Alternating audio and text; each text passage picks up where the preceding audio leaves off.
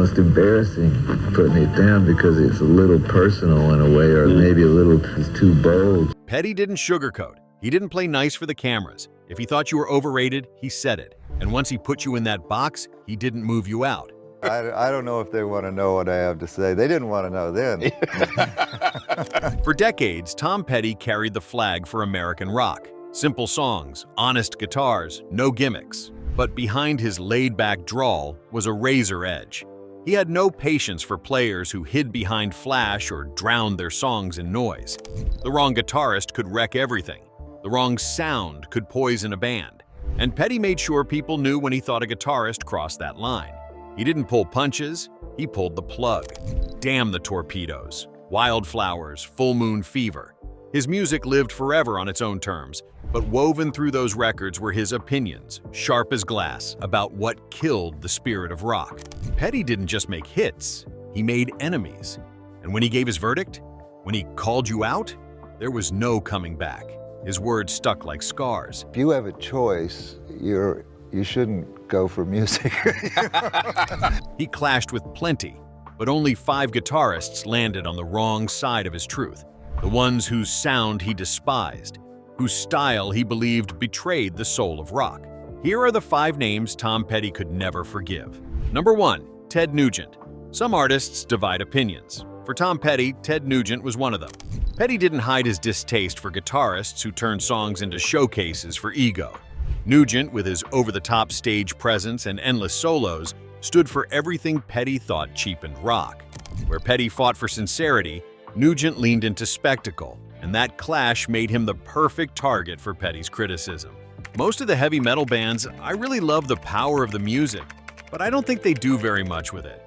It's usually such a boring macho trip. It all sounds alike to me. That wasn't a casual remark. It was Petty's code. He measured guitarists not by their speed or volume, but by whether they could serve the song.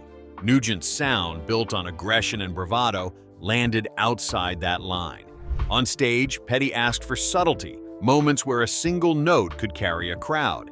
Nugent demanded attention with noise and posture. To Petty, that wasn't musicianship, it was theater, and it left him cold. From a lot of people that still try to do the rock and roll, I think, is the rhythm section is so important, you know. Authenticity was everything. Petty believed a song should work even stripped down to one guitar and voice. If the core melody couldn't stand on its own, no amplifier could save it. That philosophy sat in direct opposition to Nugent's bombast, where the riff and the volume came before the substance. I have kind of a rule. If I can't sit down and play this and get the song over, I don't take it to the band. That difference was more than taste. It was principle. Petty built his career on restraint, proving you didn't need fireworks to move people. Nugent built his career on fireworks, often at the expense of the song itself. Petty also understood influence. He worried that younger players would see Nugent's act and copy the surface flash without ever learning the heart beneath. To him, that meant entire generations of guitarists chasing empty speed instead of soul. It wasn't just Nugent on trial, it was the ripple effect his style sent through rock. For Petty, that approach felt like betrayal. He didn't just reject it, he saw it as dangerous, pulling rock away from its roots in truth and connection. He wanted guitar to be a voice, not a weapon. If you're phony, they will feel it in the farthest row of the arena. You have to really care. That's why Nugent mattered in Petty's list of adversaries. It wasn't personal, it was philosophical. Nugent embodied the kind of guitarist Petty feared would bury honesty under noise. And for Petty, that was the unforgivable sin. Number 2, Yngwie Malmsteen. Tom Petty didn't hate technique, he hated when technique swallowed the song. In the 1980s, a new class of speed kings took over guitar culture, and nobody symbolized that shift more than Yngwie Malmsteen. Petty almost never singled out individuals, but he hammered the trend Malmsteen came to represent. Velocity first, feeling second. That was the opposite of Petty's rule, serve the song or don't bother. I always tell young people it's all about the music, the songs. Work on the songs, work on the songs, work on the songs. Petty wasn't taking a cheap shot, he was drawing a line. Malmsteen's neoclassical fireworks thrilled arenas. But to Petty, that kind of shred felt like the song had been demoted to a practice exercise. A melody should breathe even when the amps are at 10. If the audience walks out remembering hands rather than heart, the guitarist missed the point. What would move us? And if you move yourself, then your odds are there's going to be quite a few people that hear it that way. There's also the rhythm factor. Petty lived inside the pocket. His bands were built on groove and restraint. He worried the scene was losing that backbone while everyone chased speed. Malmsteen's blazing lines wowed players, but Petty prized the strum that made a stadium lean forward together, the part you feel before you notice the fingers. Rhythm playing is a lost art. Malmsteen's influence was massive, and that's exactly why he belongs here. Petty wasn't railing at one person. He was pushing back on an era that treated guitar like a contest. Petty's standard asked a harder question: does the part carry human weight when the flash is stripped away? If not, the velocity becomes decoration, impressive but hollow. Petty's own catalog is the counter-argument. Songs like Refugee, Mary Jane's Last Dance, and Learning to Fly thrive on pulse, space, and tone. They're built to survive on an acoustic at midnight, which is why they last. In Petty's world, a guitar line is a character in the story, not a lead actor stealing every frame. As long as it's got some soul to it, it's going to be fine. It's so simple you can walk right by it. So Malmsteen lands at number 2, not because Petty ran a personal crusade against him, but because he became the poster child for a philosophy Petty rejected. Petty drew a hard line: feel over flash, rhythm over race, truth over tricks. When the solo becomes the show, the song disappears. And for Tom Petty, that was the one thing a guitarist should never allow. Number 3, Eric Clapton. Some names feel untouchable. Eric Clapton is one of them. But for Tom Petty, the guitar god era that swirled around Clapton was exactly the culture he pushed back against. Petty loved the blues that shaped rock, yet he bristled when the guitar stepped in front of the song. Clapton, revered, flawless, endlessly mythologized, became the clearest test of Petty's rule. Does the part serve the story or steal it? The song is the star. The guitar is support. Petty's standard never changed. If a performance needed flash to land, he didn't trust it. That's why Clapton, especially in the smoother radio years, made Petty uneasy.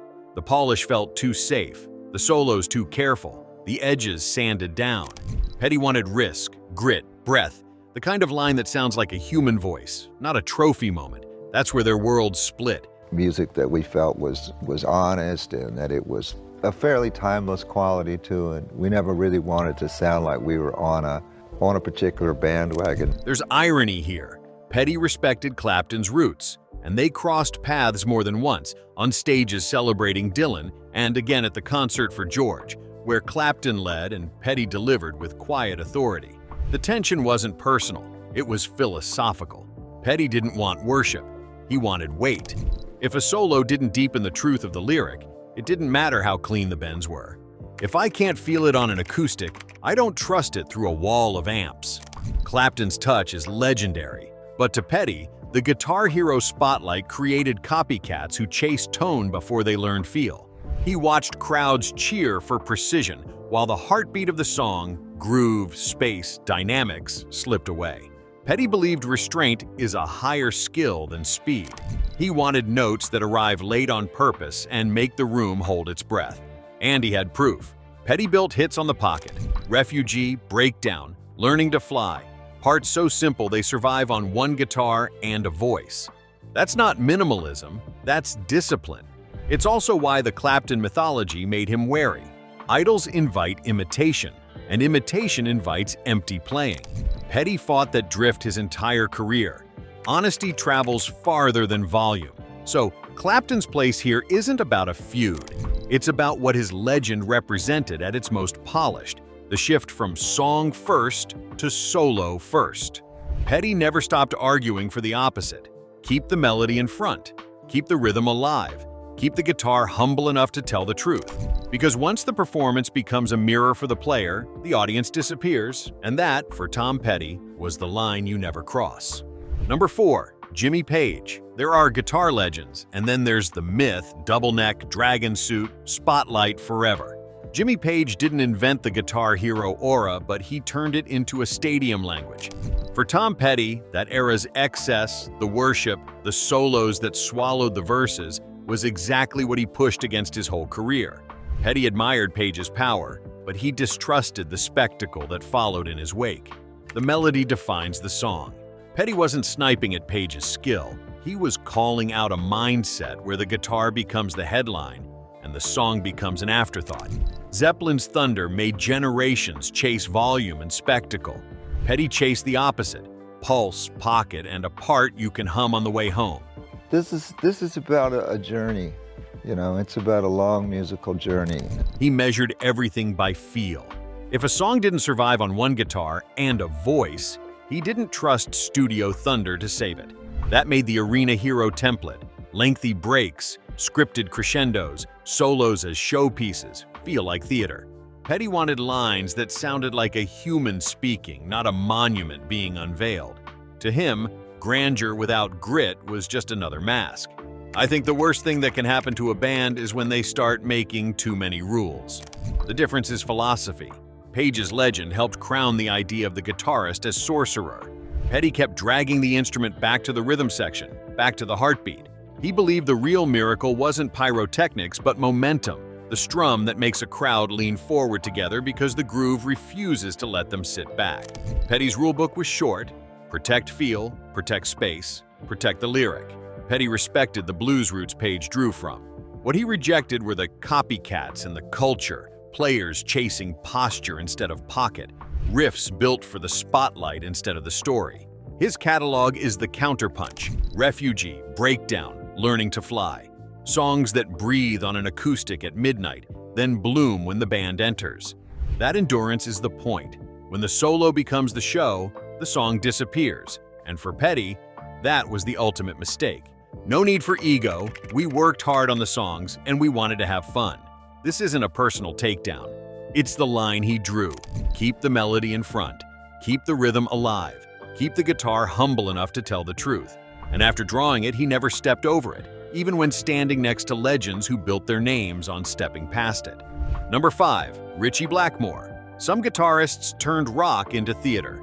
Ritchie Blackmore was one of them. Symphonic riffs, baroque runs, solos designed to shake an arena.